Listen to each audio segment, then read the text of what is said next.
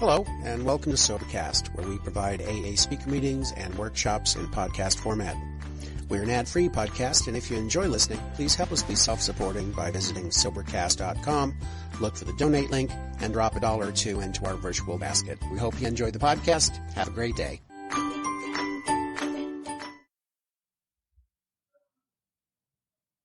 It's always a good idea to follow the custom of the country where we are. And this is the West Coast, and I think all AA meetings open something like this. Hi, folks.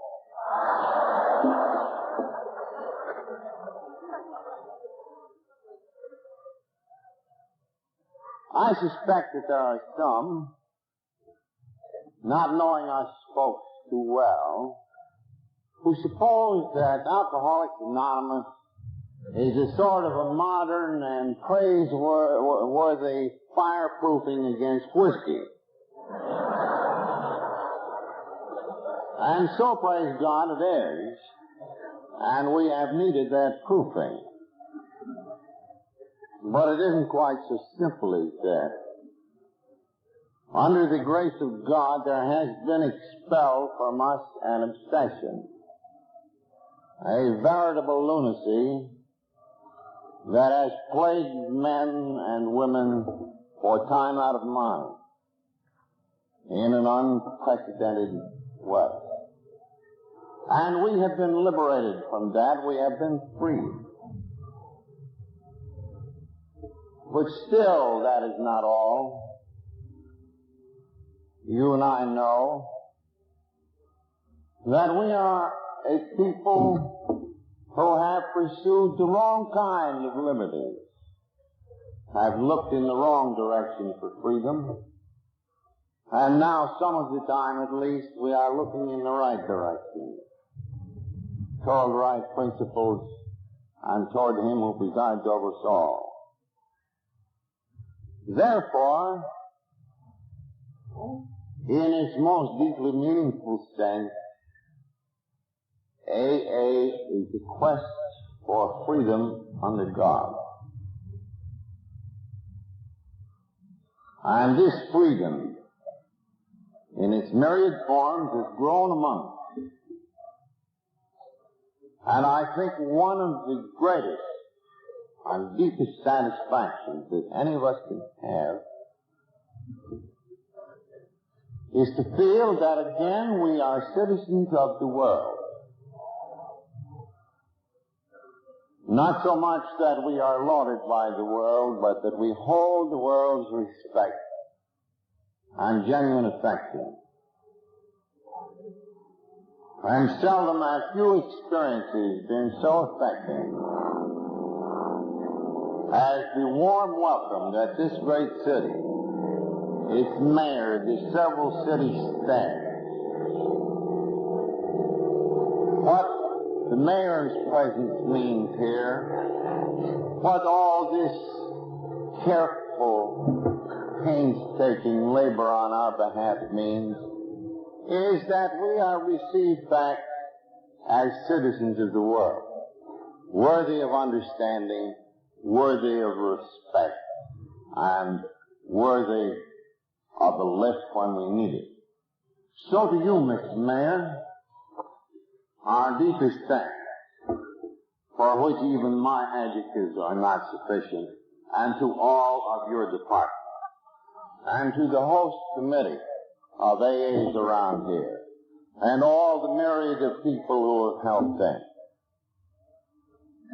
One of the themes of this convention is, of course, dedication. We have seen it here in our friends and among our AA hosts to an unprecedented degree. Thank you, sir. Thank you for coming.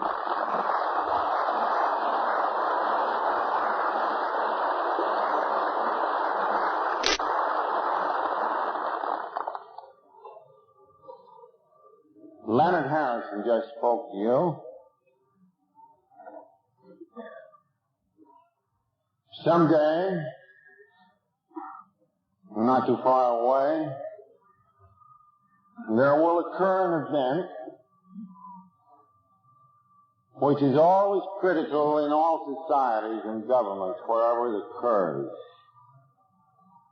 And that is the transference of service leadership from the originators to whoever is to succeed them. In our case, to be this Board of Trustees, composed in part of great friends, who are to be not our governors, but our servants and our administrators. Leonard is the oldest in service on that board. Tomorrow night we'll talk a little more about it. But I'm sure that he communicated something more to use than words. He spoke in the language of the heart. And in Leonard and successors like him, and in such drunks as we can supply to the outfit, none of them to stay in there too long, you understand. I feel utterly secure for the future if we as a society do our part. So, may on behalf of you all, I thank Leonard, boards past and boards present.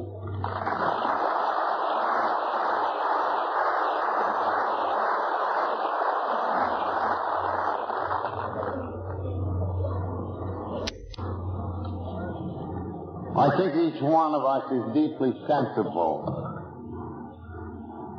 that gratitude is one of the finest emotions that can move the human heart.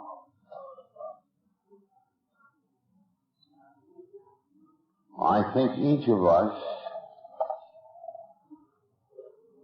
as he thinks of this occasion,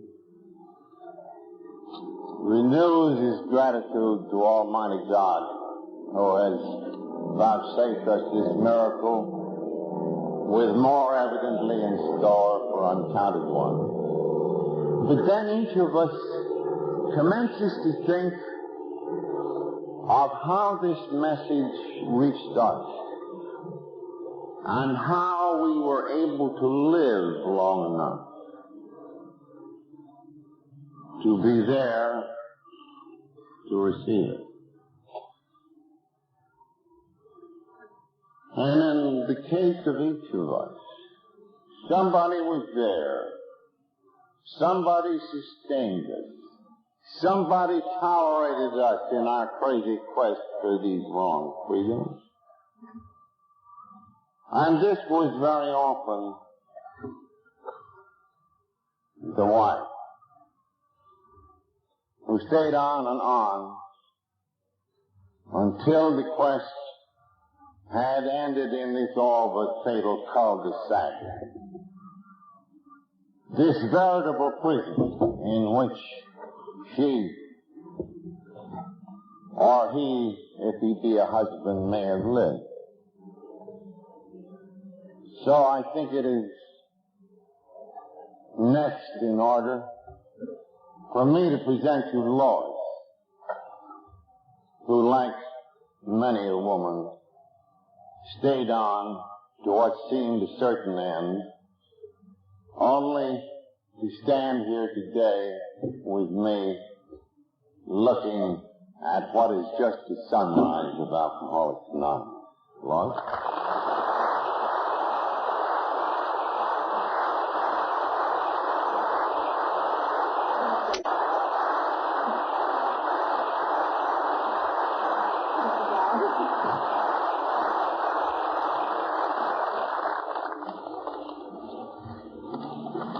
Thank you very much. And I want to add my thanks for this wonderful hospitality that you have out here in California. It is just the warmest thing, and Bill and I appreciate it so much.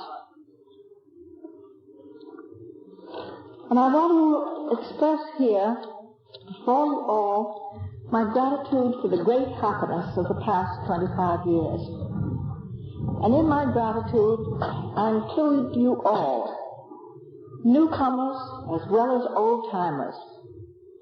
For no one link in AA's chain is more important than another. All carry the message, and all share with each other what they have found in AA. It is this sharing that makes AA such a power for good. Much of the world, particularly in this atomic age, is hungry for proof of the power of good over evil. You AAs have given us this proof. You have demonstrated that lives can be changed, no matter how low or sordid they have become. That men and women, through God's grace, can be lifted up and remotivated to become constructive, useful forces. This has been an inspiration and a renewal of faith in many people throughout the world, as well as to the families of AAs. I believe this miracle of changed lives have occurred because the principles of AA coincide with the highest principles we know, with the fundamental laws of the universe. These principles teach us how to step aside so God can act through us. I'm particularly grateful to AA for showing me personally the way to a better and more useful life. For many years, AA's example has made many of us wives and husbands want to live by the 12 steps ourselves and to help others who still are frustrated and alone to do likewise. The Al-Anon family groups are a spontaneous response to this vital need. So, speaking for all the wives and husbands, fathers and mothers, sisters and brothers, children and friends of alcoholics, I want to thank you, AAs, not only for the happy homes you have restored to us, but the privilege of following the AA way of life for ourselves. Thank you.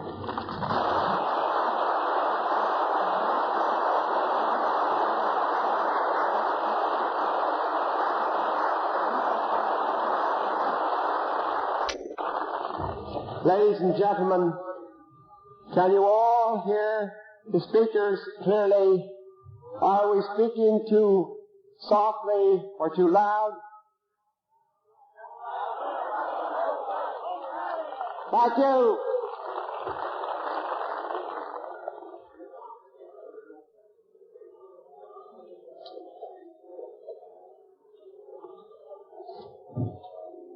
I was the one who propounded that extremely foolish question because sound in all its aspects is especially of this region.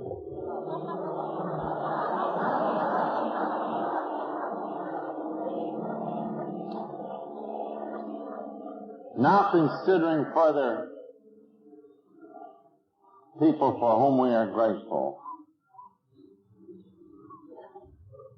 people who have been the carriers, the immediate carriers of this message to us, we could not possibly stand in the same relation to anyone else in the world. There is something singular about it.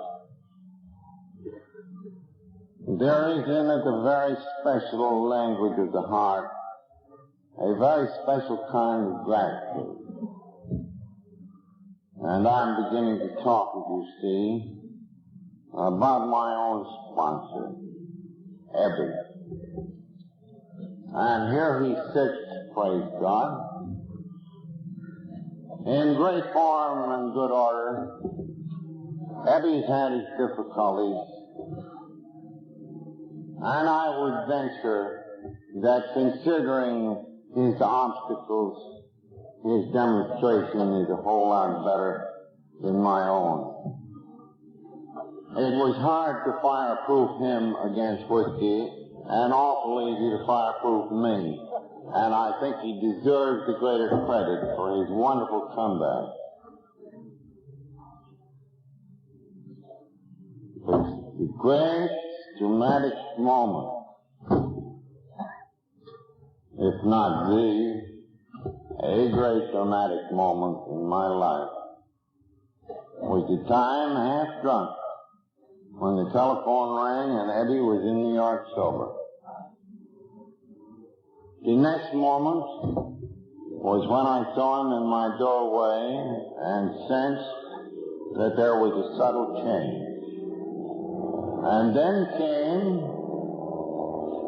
that vital exchange of communication over a kitchen table and a great big crock of gin, which I was drinking and he was not.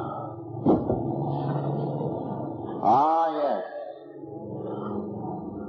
For me and for him, that recollection is imperishable, because there, one of the first sparks of many was struck, which was to kindle this worldwide spread of alcoholic anonymous.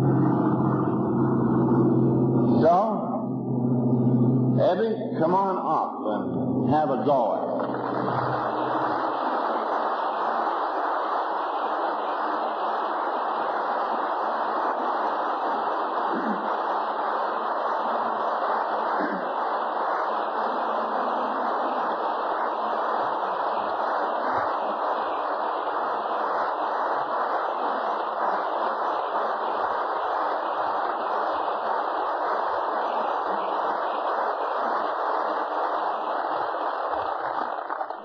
Hi, everybody. I know Bill said some nice things about me, but we can't hear a word back there. And Pops is right back. Well, I know he did, and I'm grateful to it. You know, I don't deserve as much credit as I've given, because I knew Bill from way back around 1911. I shouldn't reveal our age, but we were about 14 or 15. And somewhere like that.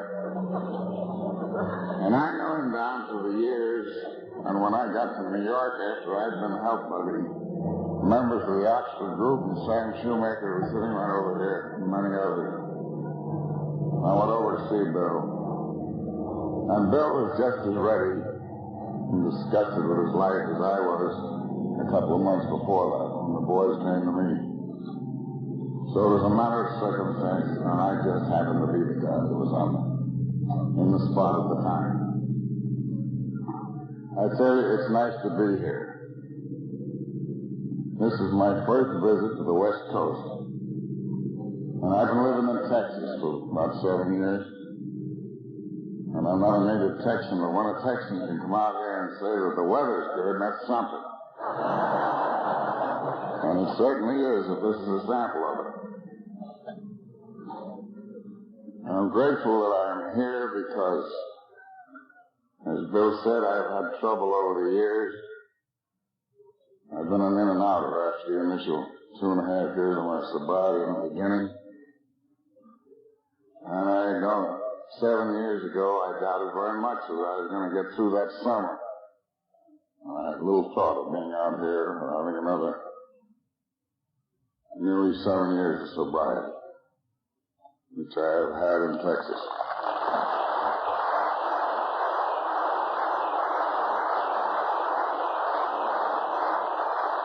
And if it means anything, it means to anybody that's having trouble, try it again. Get up and try it again. You won't do it yourself, but you'll get the help from a higher power, I'm sure of that.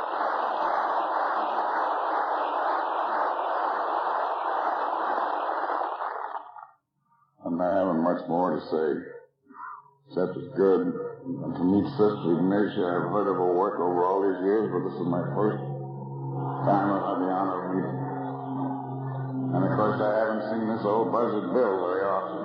It was good to get back with him and Lois. And my gratitude to God and to all the people in AA. Thank you.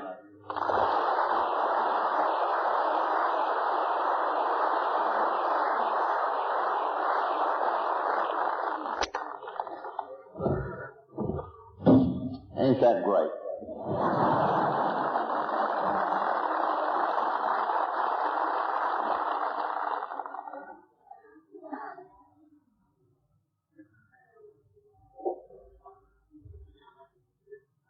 We've got out here one of the dearest friends that this society can ever have. She wouldn't admit it. She's on the frail side. By common sense standards, she shouldn't have been here, but she couldn't help it. I'm referring to Sister Ignatia. And I wish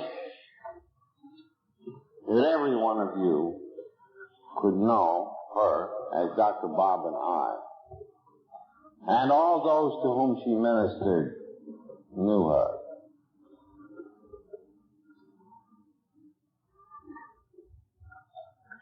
You know, the whole world,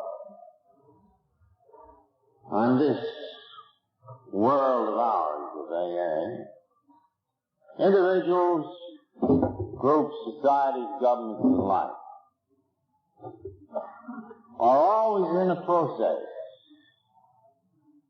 of choosing destruction, mediocrity, or greatness in spirit and action.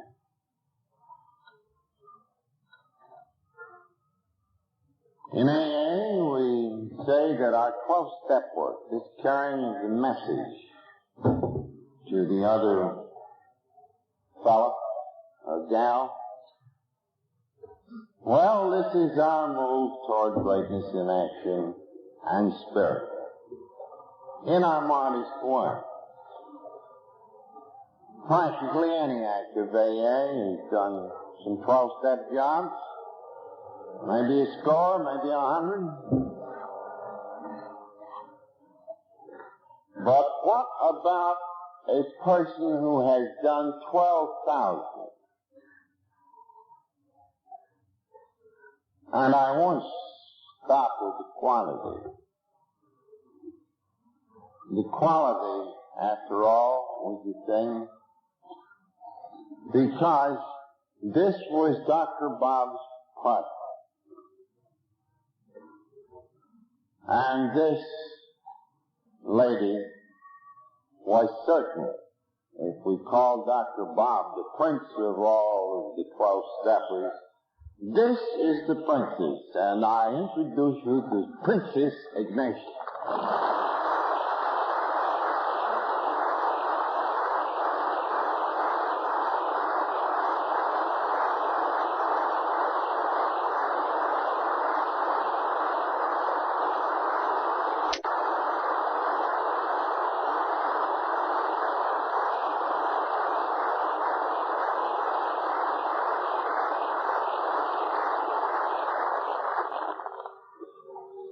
Well, I feel that there's no credit coming to me for this. I feel it's a privilege that God should pick out such a weak instrument for to take part in such a great movement. Because I little thought when Dr. Bob first talked with me about this, it would turn into such a wonderful work of God. It's only when we appear before His judgment seat, for we know all that has transpired, and the souls have come in contact with this movement. Homes have been rehabilitated, and the lives have been completely changed. Only those of us who are at a vantage point where we are seeing them coming and going and trying to follow through have just a little idea, but in God's way, how tremendous. May God bless every one of you, give you years of happiness here, and an eternity of happiness hereafter. God bless you.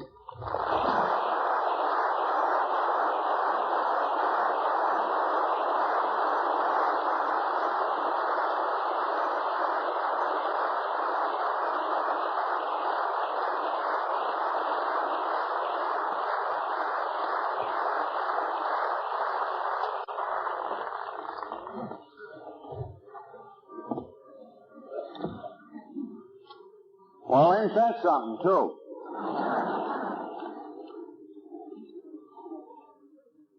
You know, it would be wonderful, altogether fitting if there was time to continue on this theme of gratitude, but we've only just started on it.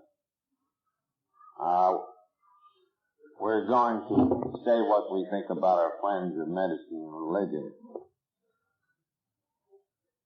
Some passed on to their wards. Sam Shoemaker sitting over there.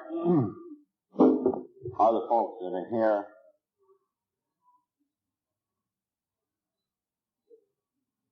But I think now we have to get into the yarn spin. Because, you know, this is not an occasion really for solemnities. It's time for joy. It's time for reminiscence. It's for time for good old-fashioned drunk yarn. And if I can possibly dress up that old story of mine with a few new trimmings, like the new turnout of a Thanksgiving turkey, well, let's see what we can do with it. Let's see if we can hang the story on this theme just now becoming current in AA, which we call communication.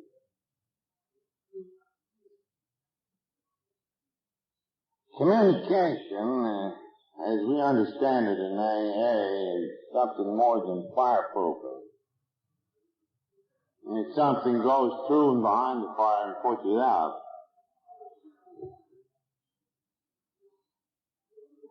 Maybe I could best give you the sequence of the several communications as they gather together into this wide open river of power to folks of our kind. Many of these communications were unusual, some almost unique.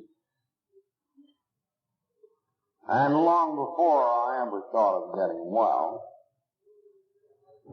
these communications are beginning. And I think the first crucial one was in the office of a doctor. Our friends, the psychiatrists and psychologists say that we folks are kind of dreamers and visionaries, but I do think we like word pictures, images. We're images. So let us think back together to the 1930s, where that wonderful doctor and truly great man, Dr. Carl Jung, sat in his office talking to a patient, a drunk who had come from America a year before, one called Roland who had exhausted every resource that he knew, a gent who desperately wanted to get well. And Roland had been with Dr. Jung a year, and he had seen a great deal of his inside. Fishworms of various sizes and dimensions had been lifted out, and he knew more about those hidden springs that motivated them. Moreover, he had a deep confidence in the humanity of Dr. Jung and his wisdom. So he left there with a feeling of security. But he's away only a little while, And then that obsession, one of the grimmest known to man. The lady told on him, he's drunk, he's sitting before Dr. Jung. Well, it so chanced, for it was the will of Providence, that he not only sat in the presence of a great physician, he sat in the presence of a man who is great in spirit and action. And to be great in spirit and action, that means greatness and humility. Let me recount in effect what the conversation was. Said Roland to Dr. Carl, you were my court of last resort. Tell me where I stand. Then comes one of the founders of psychiatry, one of the world's leading doctors, and he says very simply, I thought, Roland, when you first came, that you might be one of those occasional, yes, to be frank, rare cases in which my art might help you, might bring you to recovery. But you are not. This I'm sure. You are a drunk of such a serious dimension that there is nothing that I know of in my resources that I can do to help you. Well, now, to put it in a vernacular, what do you think this did to Roland? Here was the God of science, the court of last resort. We have in AA this technique of helping people to hit bottom. And it requires no imagination on the greater part of this audience to see that Roland hit bottom with one hell of a bang.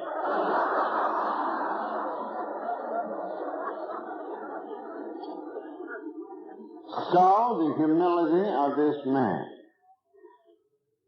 already as the great of the world, to say, of myself in this case, I'm nothing. How providential. But he says more. It was also important to us. This was a turning point, without which we might not be here at all. Said Roland, but is there no resource? And the doctor said yes. But it's very occasional. I am speaking of a transforming spiritual experience. Roland hastened to say, oh, you mean faith? Gee, I was once an Episcopal vestryman. I got faith. Roland said, Doctor, well, this is fine, Roland.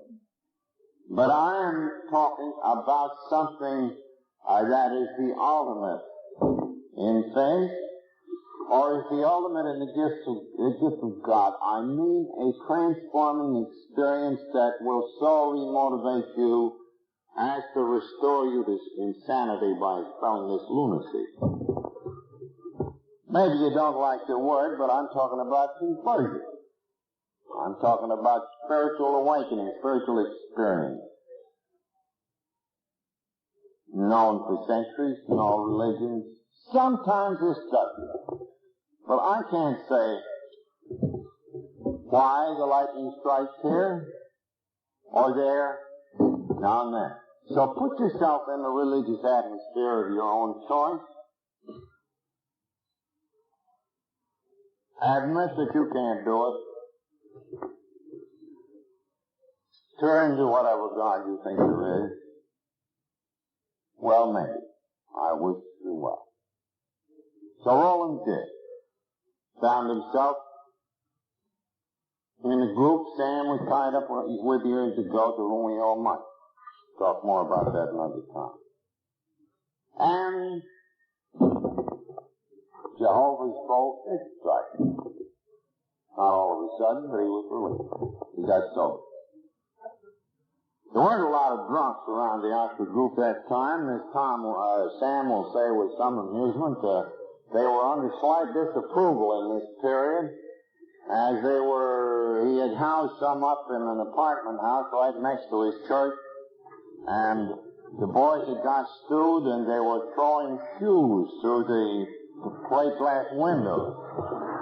Anyway, Roland was a recovered alcoholic, and having suffered this way, he heard about my school chum up in Vermont, summer resident, had got his father's car out after escapades without number, and the big payoff, and the straight road to the booby hatch was opened up by this delightful episode. He takes the car, and he runs it off the road at high speed during the night, into the side of a farmhouse, into the kitchen. The car goes right through the wall. It pushes the stove aside. A frightened woman is there. And my friend steps out of the door that was still open and bows deeply, and he said, "Madam, how about a cup of coffee?" This is Abby. This is Abby.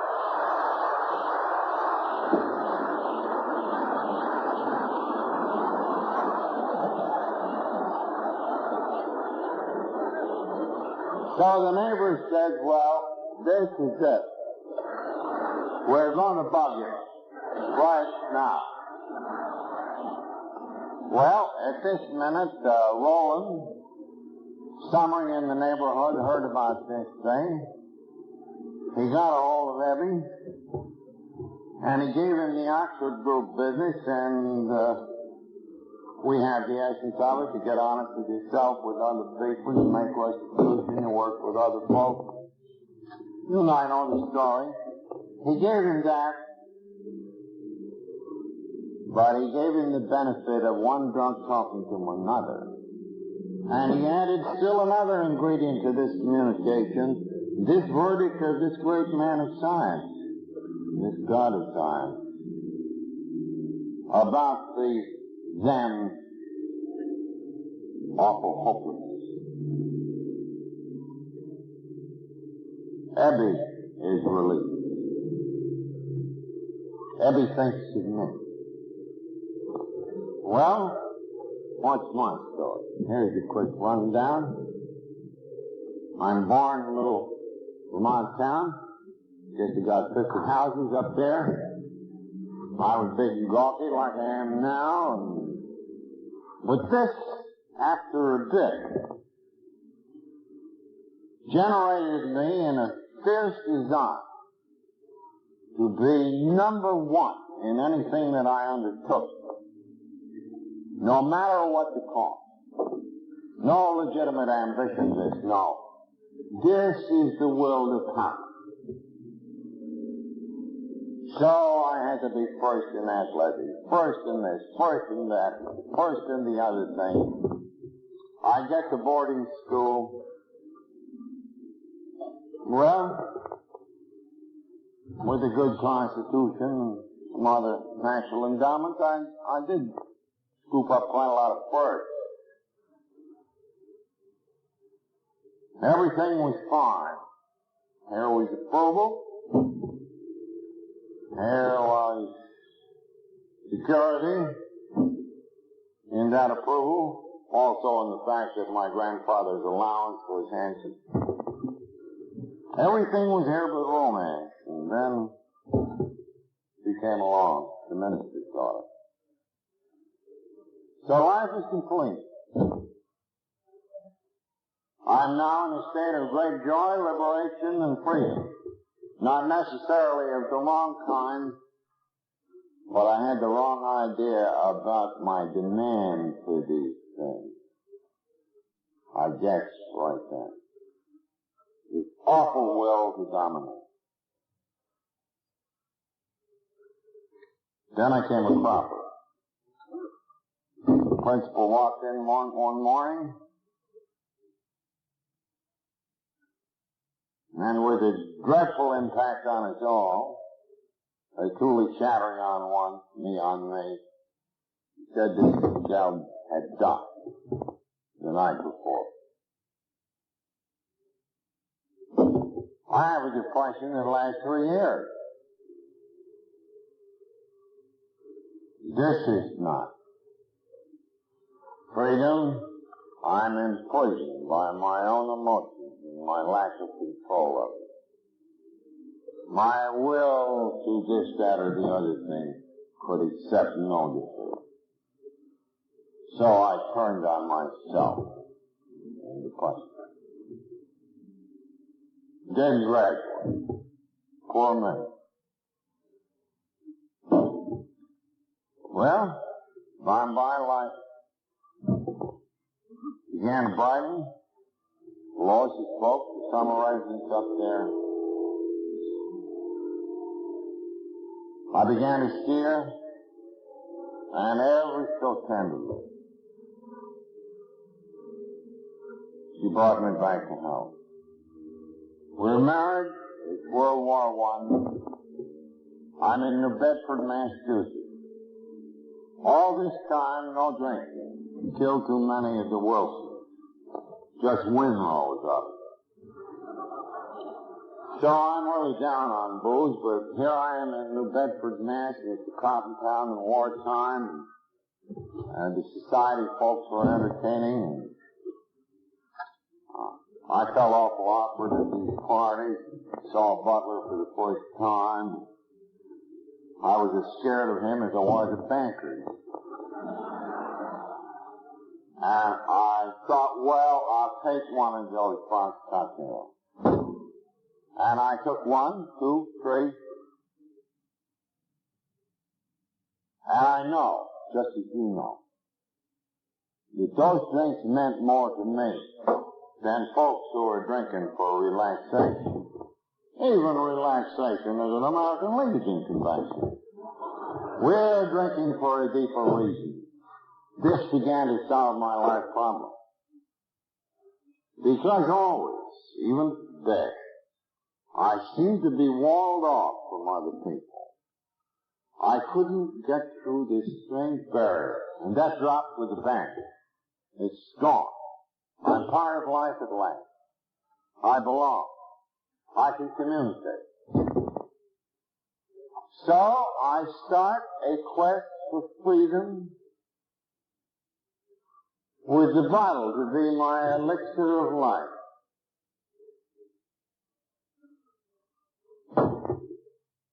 Well, turned out to be quite a mistake. World War over, back to New York. Here I'm amongst city folks, the old inferiority, the bottle again. Oh, I was tough and young then, stand the hangovers, but always these episodes, always Lois feeling, well, there must be something terribly wrong, me denying it. I remember one time when I still thought that drinking was, the fault of a good man, and we had made some dough in the Wall Street boom, and I bought a Packard about as long as from here out that 3rd-foot line. It was up in a town near my brother-in-law's place. I was supposed to show up for supper. I got talking with the man at the garage.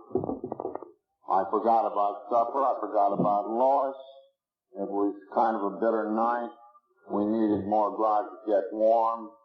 And we kept warming ourselves. And finally, I realized that I had to start for my brother-in-law's for supper. Several hours later, I started up the street. And suddenly I realized that it was time to go to bed. And there was a field and a side hill paralleling the street. And I wandered over in it.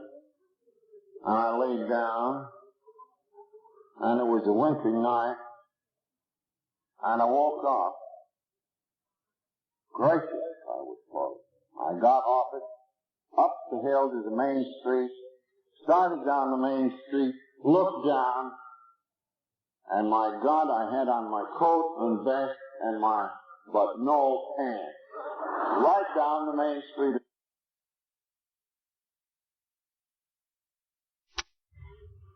And presently he will be, maybe within a year. And since I was minus my pants, the unspoken question was, where have you been?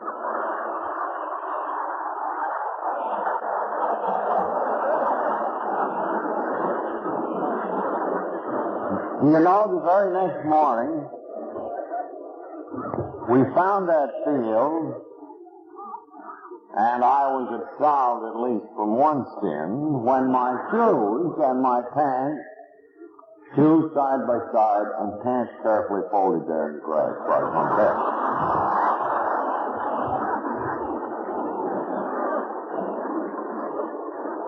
Even then, without knowing it, I was condemned to obsession, to lunacy, and to death without knowing it. And praise God on the increasing communication of our society that potentials like me are now coming to a younger folk just getting near, where it begins to hurt, but already fatal unless they take it. Let me take you quickly into the climax. You know it. Boom and bust in Wall Street. Try to get a toehold. Nobody has me. Lois and I become alone. We drift down into the cul-de-sac. And comes the day in the hospital when dear old Dr. Silkworth, who like Dr. Jung had thought I might be one of those rebels I really wanted to stop, was obliged to tell Lois in even greater clarity than Dr. Jung had told Roland, I'm sorry, Lois, but he's going to be like all the rest. I thought he might be an exception. I'm sorry. You know, this habit of his drinking has become an obsession. And this obsession condemns him to go on against any resource I know. And something ails him, let's call it an allergy. And if he does go on, this means he gets brain damage. And presently he will be, maybe within a year. So, Lois, like Roland, said to Dr. Silkworth, well, what next? And that very gentle soul, who had walked the last mile up to this point with some 20,000 drunks that he'd sailed with, knew that the time had come to walk the last mile with Lois and me. And he said, if you will keep him alive and in his right mind, Mrs. Wilson, I'm afraid you'll have to lock him up. Brain damage isn't far away. In fact, I've often had reason to suspect there was some hangover from that. So that's the sentence. Coming out of that place, knowing this sentence myself, a sentence pronounced by this man who, like Dr. Jung to Roland, was able to transmit to me not cold statistical facts. No cliches about allergy and obsession. I believed what he said because I knew he loved me. My confidence in him was utter, even though he couldn't help it. It was this language of the heart again. And I knew. And they didn't lock me up. They let me loose. I stayed sober a month or two. Near a miracle for me. In the toils again in November. Then comes that day when the telephone rings Abby is in the door. Here's the kitchen table. Have a drink, Abby. Oh. What? Not drinking? Oh, no, I'm not drinking today. Water wagon? No, I'm just not drinking. What's got into you, Abby? I got religion. Oh, my God. So I said, now, Abby, you know he was a good friend. You had to be polite. I hope I wasn't patronizing, but I said, Abby, what brand is this you have? I said I wouldn't call it brand. I picked up some ideas from a religious, rather evangelical group, probably from your point of view, but believe me, it saved my skin along with the drunk that was in there. And they sold me on the idea that I couldn't manage my own life. That wasn't too hard at this stage of the game.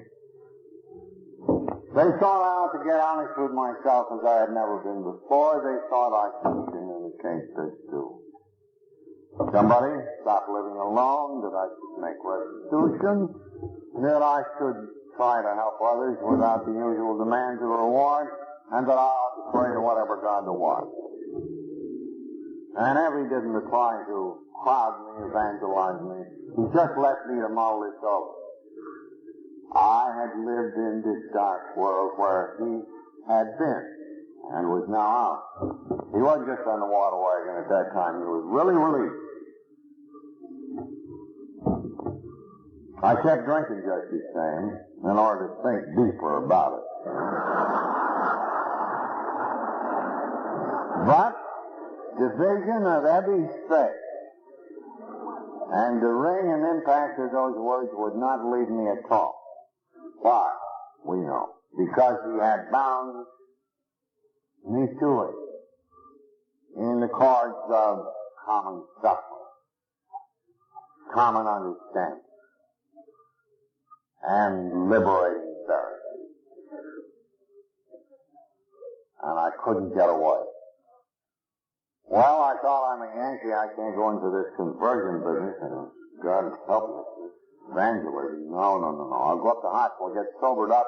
I'll see if there isn't some real clear, logical, intellectual way to get at this. But I really better be about it.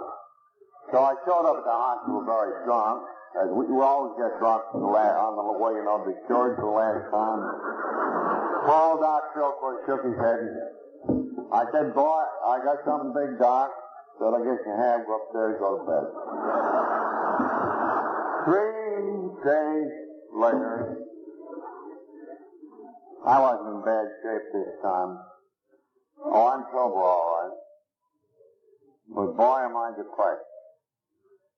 Because now I'm caught in this awful clamp that so many newcomers to AA complain about. They say, damn you people, you have sold us on the idea that we're alcoholics. And you've also sold us on the idea that we have to buy this higher power to do much about it. And this we can't buy. So, I was depressed. I had one of these fine modern educations, you know, said that man was God. Well, I didn't exactly think I was myself, but I'd hoped to be on the way there.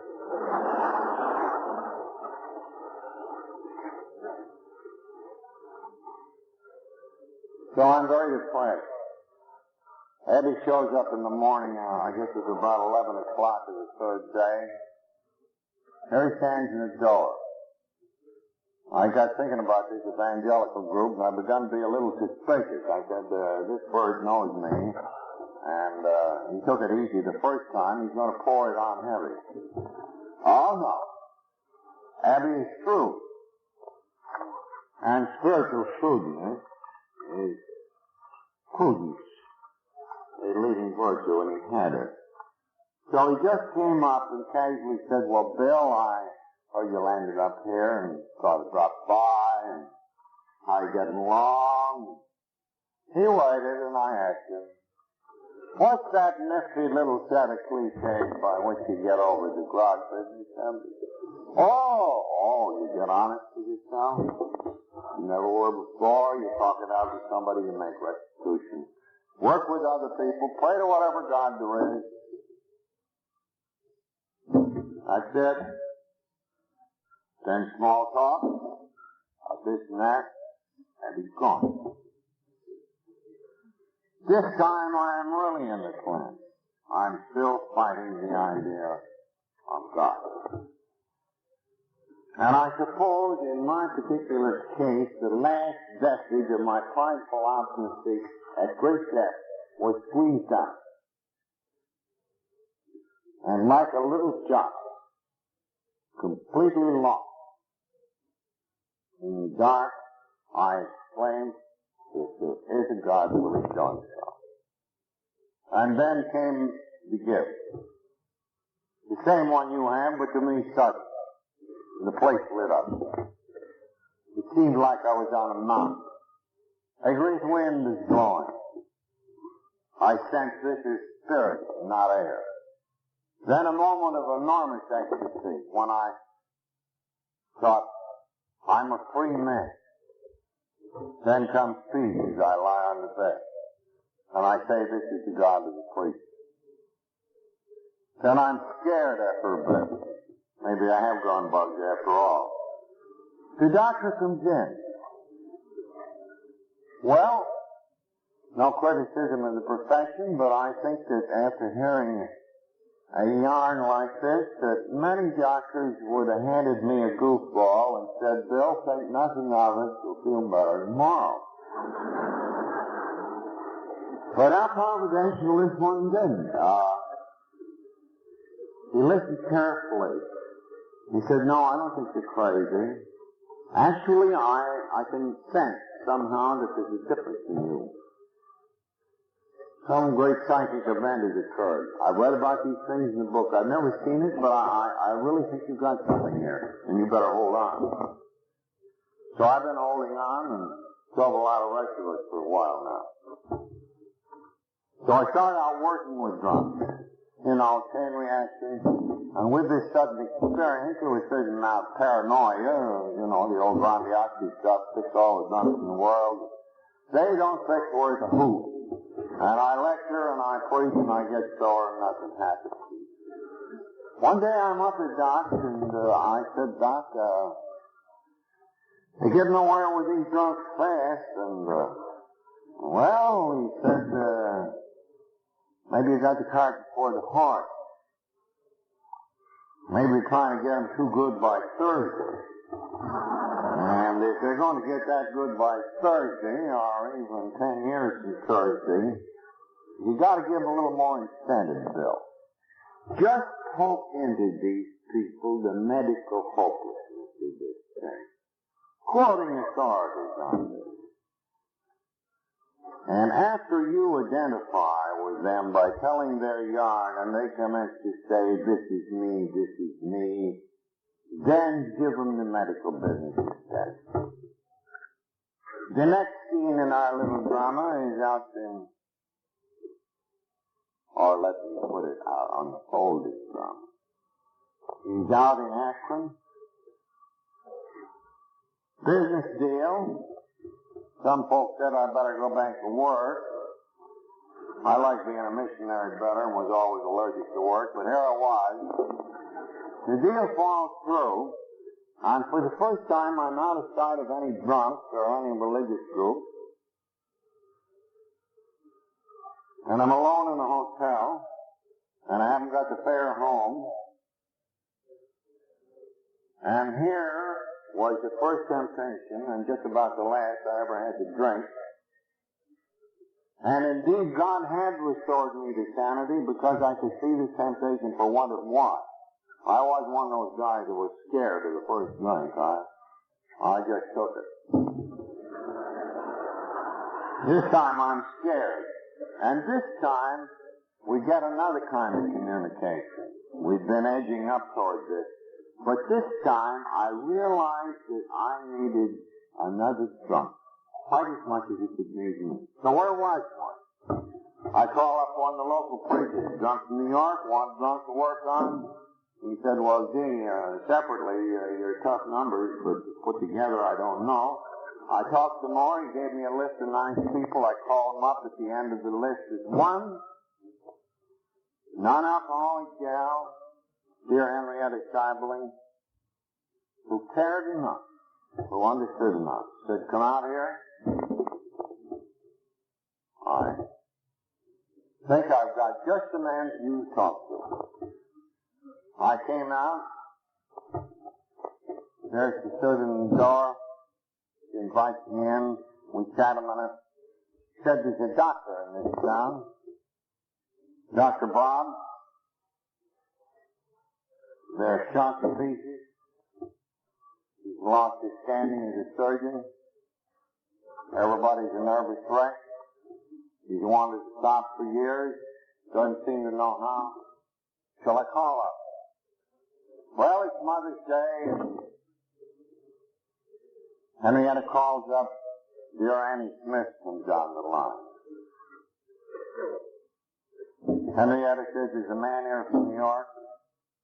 Maybe he's got a cure for alcoholism. And Annie said, well, gee, that's fine, but it's Mother's Day.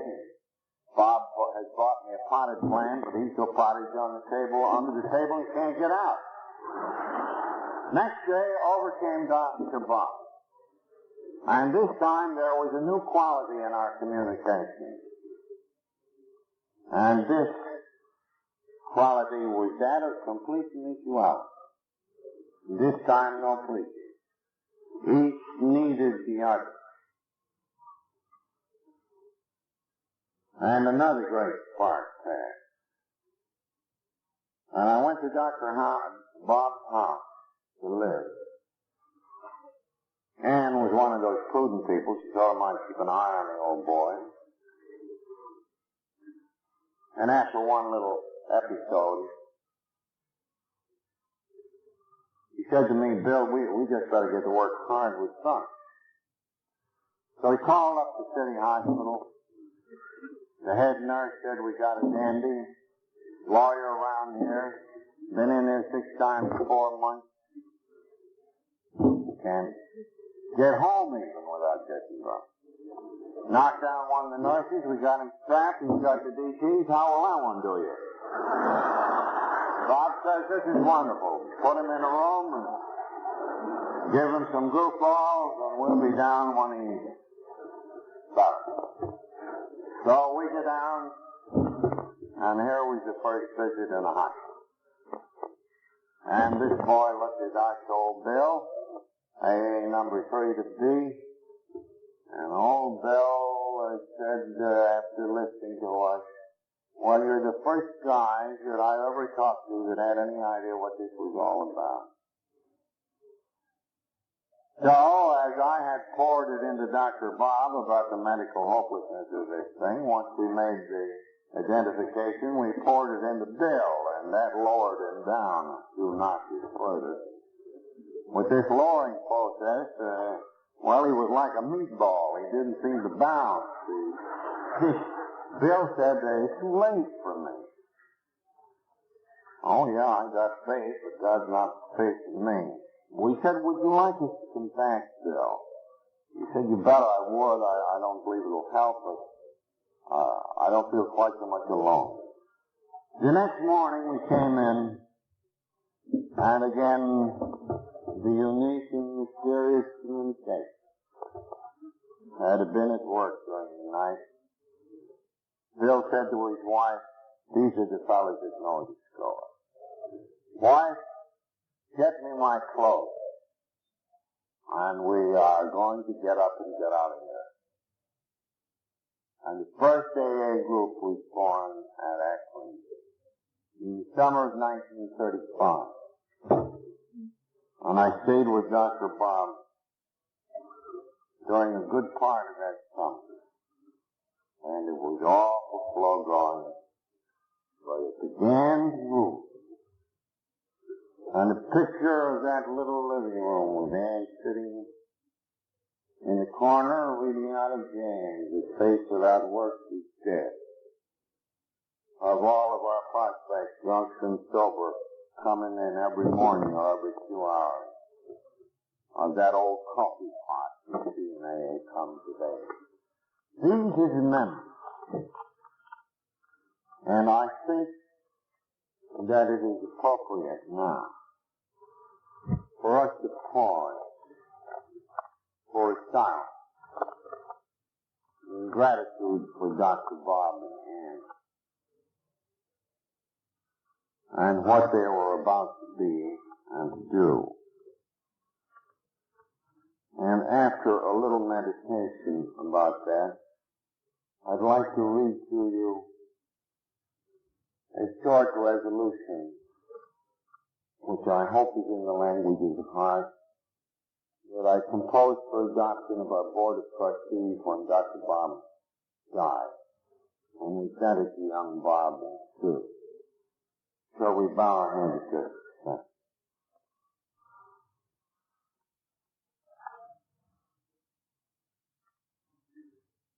Dr. Bob, in memoriam.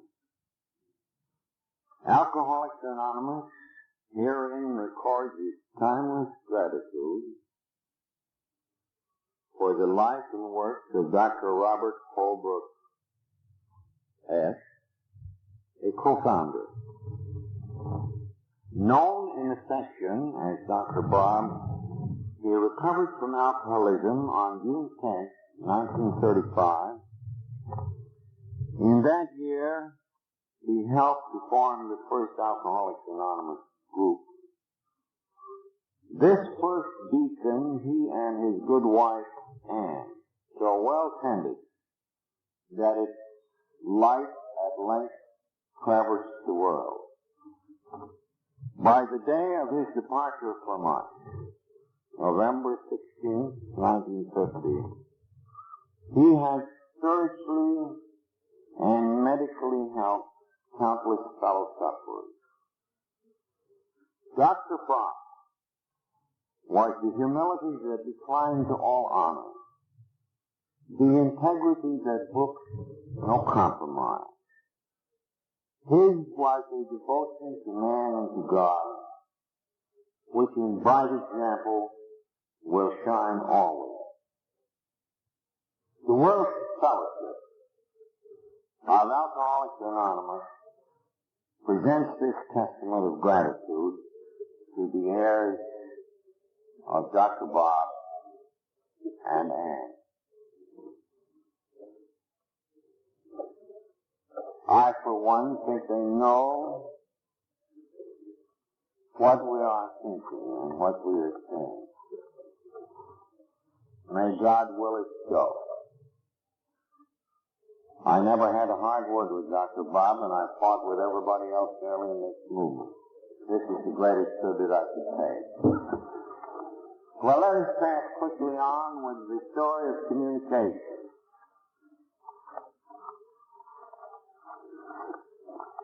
Long about after a couple of years of it, a little group starts in New York, one starts in Cleveland.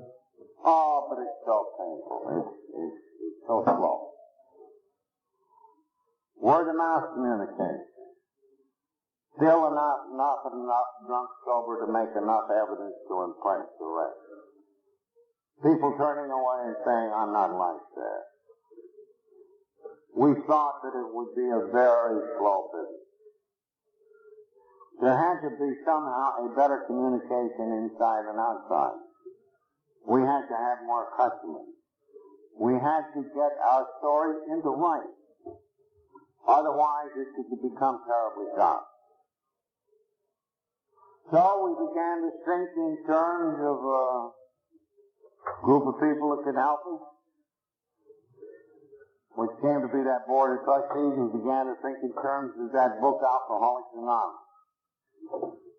We couldn't raise a cent anywhere for this book, even though we were already hooked up with Mr. Rockefeller. He very wisely said, money will spoil this thing, and he pretty much stuck to it. But he did give it himself, and I'll make that point. So, We began the preparation of the book. Being a Wall Street operator, I thought right away that stock selling was good. My partner at that time, another gent by the name of Hank, who certainly wasn't suffering from any bust appendix, really got out peddling in shares. And we manufactured the shares in the book Alcoholics Anonymous. We're just getting handed the stock certificates and writing out at Worth Publishing Company, A. Parker's president. And we sold the drunks for $25 a share in a book not yet written. Now, I say as a promotion job, that's hot. Now, the only question was who was to write the book, and I still had, that itching to be a number one man, and although I'd never written anything in my life. So I commenced, and we labored on through 4 or 5 chapters, and each one was a fiercest kind of argument. Out in Akron, they kind of went along with it, but boy, those New York blunts clobbered me from every side. The thing had come to a practical standstill, and the book hadn't yet said what it was about, kind of getting up to the point, and after all, what was the point? And we said what alcoholism was, and into action, and more the agnostics, but when were we coming to grips with this thing? And I was awful weary of the rouse, but that situation looked better because I had been appointed the umpire. That if I would listen carefully, that I finally could take a decision about it.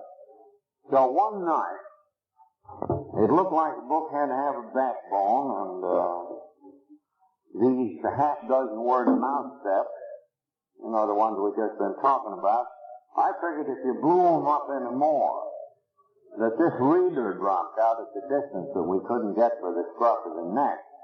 If you made a more thorough job, you couldn't wiggle out so easy. So I started breaking the 6 steps up into smaller pieces, and at the end of the time I found there were 12, and I said, well, that's a good, significantly kind of an apostolic number, and these were the 12 steps. Which later found favor with our great friends of religion. They're supposed to parallel the ignition exercises. I know one time I told the story of the production of the book, and our several motives, good and bad. And one drunk came up afterward, shaking his fist, and he said, I did not believe that this great spiritual book could be produced in any such way as this. I am going out of here to get drunk, and he did. But he came back. So we had a book. And we printed 5,000 of them. The money all ran out, and the Reader's Digest said they were going to print a piece, and they didn't print the piece. The printer let us have 5,000 for $500, which was fairly much on the cuff. So what were we going to do with all these books? Just then the landlord came along and dispossessed Lois and me, and what were we going to do? So folks kind of took us in, and by and by, something terrific in communication happened in sleep. First notice we could do this in quantity. About 20 drunks over there, hardly dry behind the ears, a handful of experienced ones only that had picked it up in Akron, was suddenly confronted by a whole series of articles run in the Cleveland Plain Dealer, and they were written by a gentleman who had an inside view of the drinking problem, first-hand experience. I don't think he became a member, but let us say he was a fellow traveler. He really could talk the lingo. And he wrote this series of pieces, and the Plain Dealer got behind it and said, folks, this is good, come and get it. Editorial every couple of days. These 20 people were obliged to take on hundreds and hundreds of calls in a matter of a month or two. And all of a sudden, the thing ballooned. And you take a guy into a hospital, and you go in there, he'd come out jittery, you take him to visit another guy, and then he was a full-blown sponsor. And they fought like the very devil, but they kept on sobering up, and the batting average went right along up when we thought that only we elder deacons could administer the pulpit. This proved that we could communicate in size, and it proved something else. That understanding friends in press, and probably later in radio, and in all means of communication, could speak for us in such a language that it would reach into the drunk and to his family and the general public to produce such a result. The very next spring along came John D., whose friends had helped us set up the Still Empty Alcoholic Foundation. Foundation was both alcoholic and empty. And all of a sudden, dear old Mr. Richardson, I guess his first member who brought it together, John D.'s friend, came into a trustees meeting and he said, "Gentlemen, I have great news. I just had a talk with Junior, and Junior has been watching the progress of this outfit with great satisfaction. And he wants to throw a dinner for Alcoholics Anonymous, and here's a list of the guests. Here's a list of 400 he'd like to send invitations to. And when he put the list in front of us drunks, we looked at it and said, my God, this is worth about $5 billion. And we thought we needed a lot of dough. So on comes the dinner. And John D. Jr. can't be there. He really was sick of it that night, and he sent over Nelson, so well known nationally now. And we imported some drunks from Akron, and they had some distinguished folks there, some under command, too. They thinking this was a prohibition deal. One of the boys at the table, we had a drunk planted at each table of the notables, and one of them turned to one of the bankers turned to one of our boys and said, well, I presume, Mr. Ryan, that you're in banking business. Mr. Ryan drunk said, no, I'm just out of Greystone stock. This kind of warmed things up, and it started to thaw. And it looked like the prospect was squeezing some dough out of this thing, you know, to get us off the hook and get some paid missionaries and a hospital chain. These things we needed so badly. Then up got Nelson Rockefeller, speaking for his father. And he said, my father wanted you good friends to see this very promising beginning of what may be a great new thing in the world. But this is a work of goodwill. My father thinks money will spoil it. He just wanted to let you know. And at least $1 billion worth of millionaires got up and walked out, and they didn't leave a thin dime behind. This Mr. Rockefeller released on the press wire, the first figure of that kind to stand up in public, with this small, trembling society as the only evidence. This person who trusts us, supposing 3 of us had turned up their stools, and said to the world, I believe in this. That was the critical, vital communication. Then came the bishop. Wonderful Jack Alexander, great newspaper reporter, served his time on the New Yorker. moved over to the Saturday Post. Mr. Curtis Bott, the owner down there, had seen in our little Philadelphia group a couple of people get sober. He'd gone to the rest of the board, to Summers, the editor, and, why don't you do a piece about this society? I believe in it. I've seen it. So Jack was assigned, and Jack had just been doing the Jersey Racket. So he came over and laughingly said afterward, his tongue was certainly in his cheek. On the face of it, it just wouldn't stand. Jack was and is a very deeply spiritual, I may add, a very religious guy without ostentation. And he caught the communication of his hair. And I think he was seized with the desire to do all he could and the best he could, and that was a whole lot. He trailed us and one of our committees around for 1 solid month before he tapped the typewriter at all. And then he tapped out that speech. Oh, it looked a little slangy and fudge, but it was done in the language of the heart. And when that hit the Dutch and their families and the citizens of our country in March 1941, the impact was terrific. We had found that we could communicate to our friends if they could understand and speak a little of our language. And Jack could speak a lot.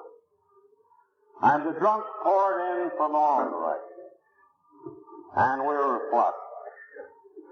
But as you remember, the A book published 2 years earlier said, in the last chapter of the text, The Vision for You, it is our hope in future years that the traveler may avoid the temptations of the road when he reaches his destination by finding an Alcoholics Anonymous group, and already 2s and 3s and 5s of us are springing up here and there. One of these places being right here in L.A. So the 2s and 3s and 5s have sprung up, ready to take the impact of this avalanche. And we absorb it. Therefore, our survival formula,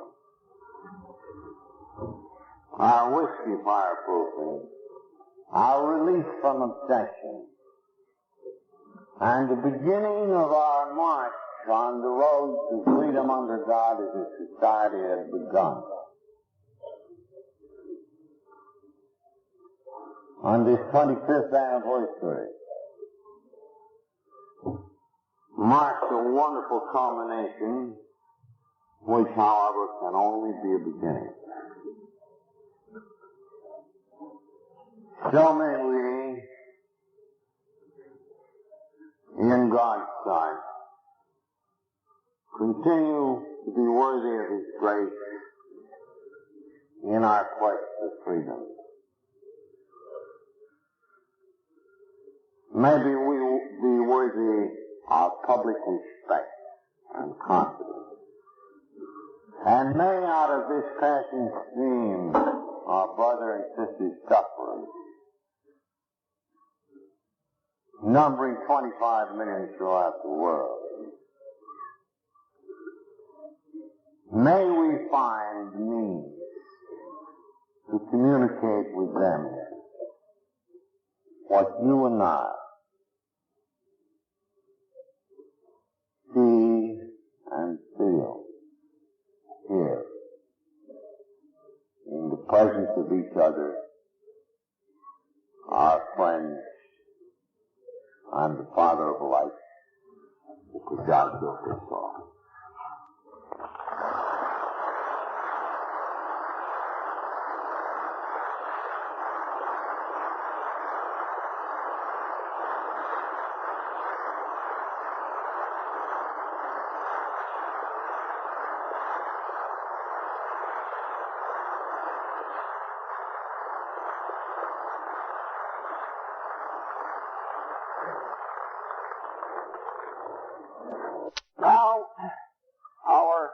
chairman for this meeting, Mort J. of Los Angeles. Mort was a pioneer in the AA, very small AA community of more than 20 years ago. He was the first one to organize a public meeting in Los Angeles. He established the practice of reading the 12 steps before each meeting, a practice which I understand is still followed in this area. He has been a devoted member of our fellowship, and it is with great pleasure that I give you Mort J.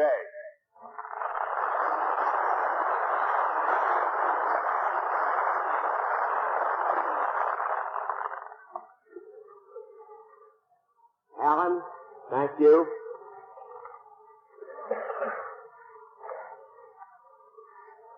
Distinguished guests, my fellow AAs, friends of AA, ladies and gentlemen, as I stand here tonight, my thoughts return for a brief moment to earlier AA gatherings in Southern California. To a Friday night in the early spring of 1940, when a handful of us, perhaps 10 or 12, assembled on the mezzanine floor of a hotel in downtown Los Angeles. To another evening in 1943, when less than 800 were gathered together for a memorable evening in the American Legion Stadium in Hollywood in honor of our beloved Bill. And there's still another momentous occasion in 1948 when approximately 6,500 joined in a richly deserved tribute to our celebrated co-founders, Bill and Dr. Bob.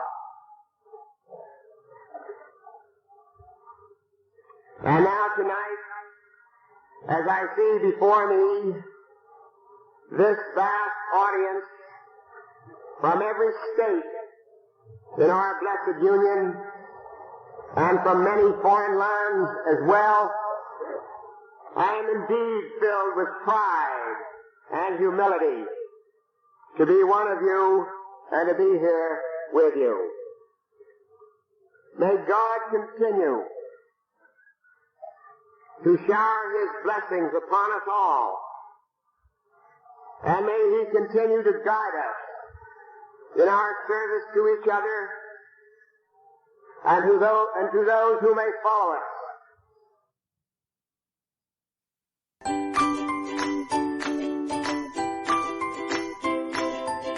Thanks for listening. I hope you enjoyed the podcast. Sobercast is ad-free, and we'd like your help in order to keep it that way.